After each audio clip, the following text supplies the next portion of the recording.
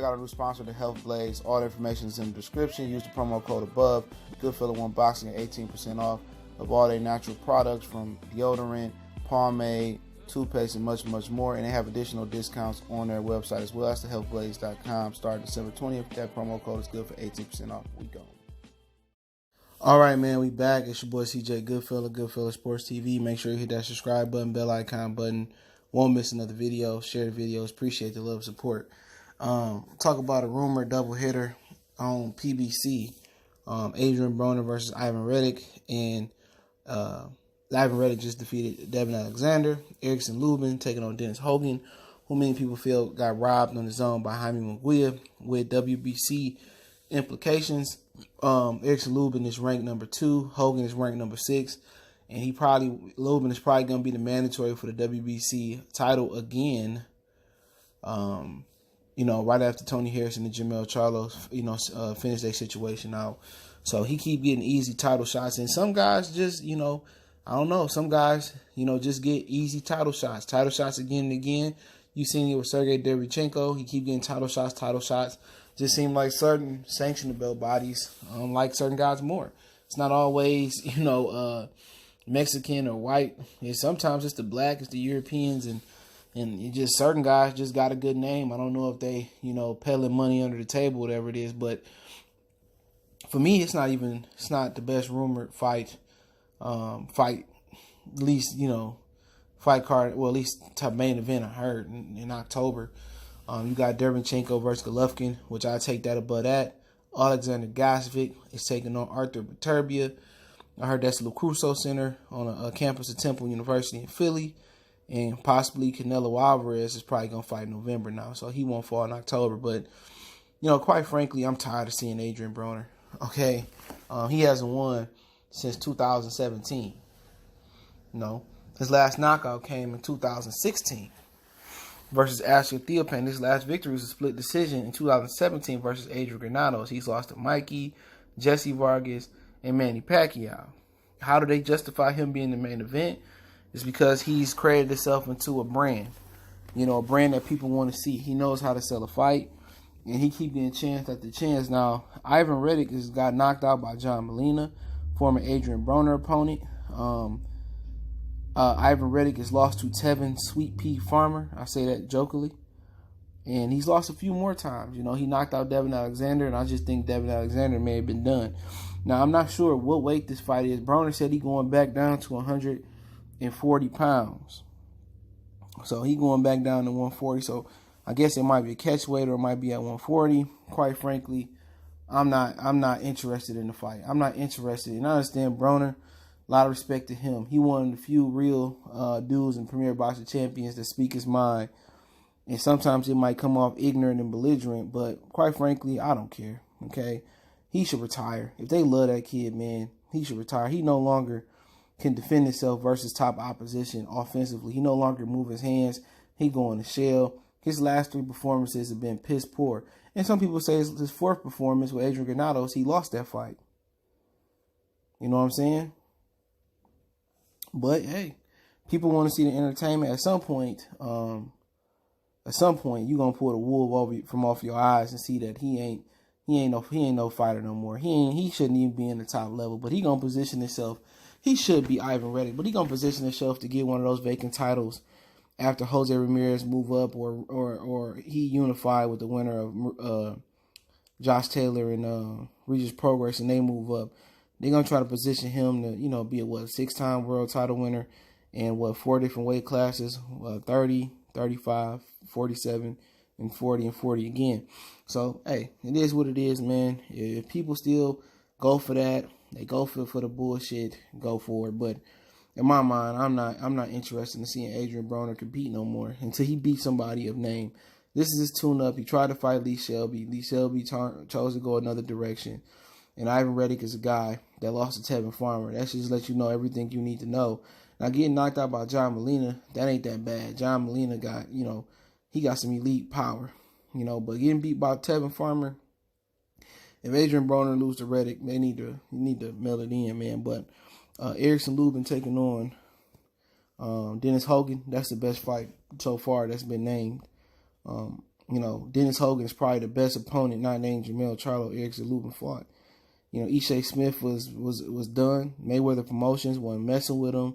They wasn't helping him out in camp. It just seemed like he was finishing off a contract. And that's it.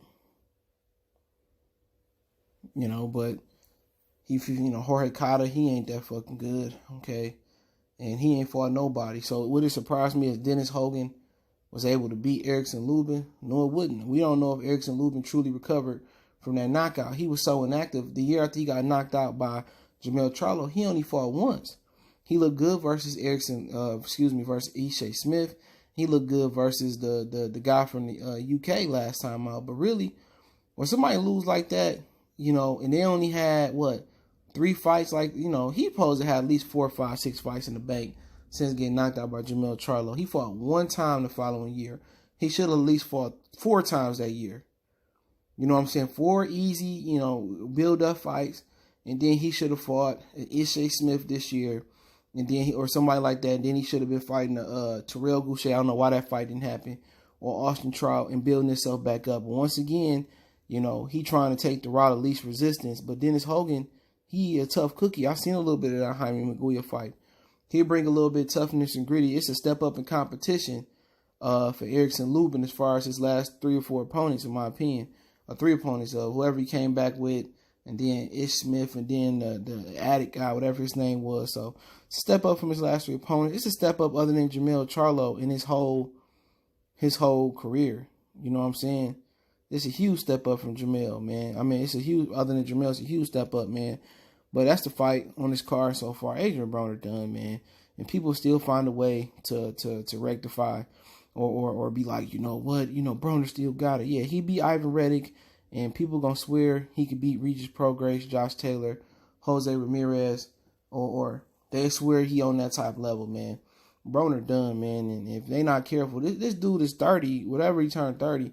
In actuality, he 45 in boxing years. He took so much of trauma, and you know what? I hope they get him out the game before he be on the news doing some crazy shit.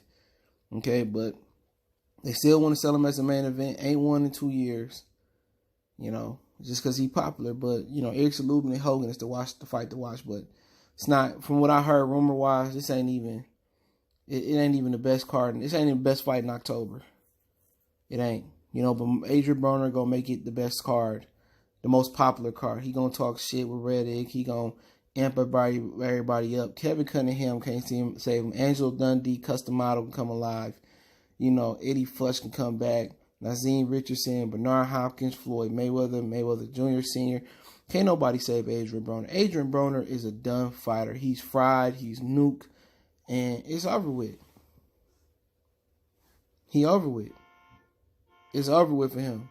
And a lot of people don't want to believe it, man. He had his day, his time, man. His window closed when Madonna, pieced him up. But like I said, people gonna try to make it a popular card. It's probably gonna be on Showtime because of Adrien Broner mouth. I know CBS didn't want to have him back, or an NBC didn't want to have him back, and CBS didn't want him to have him back. This would be a Showtime card for sure. Erickson Lubin fought on Showtime, I think, the last couple times.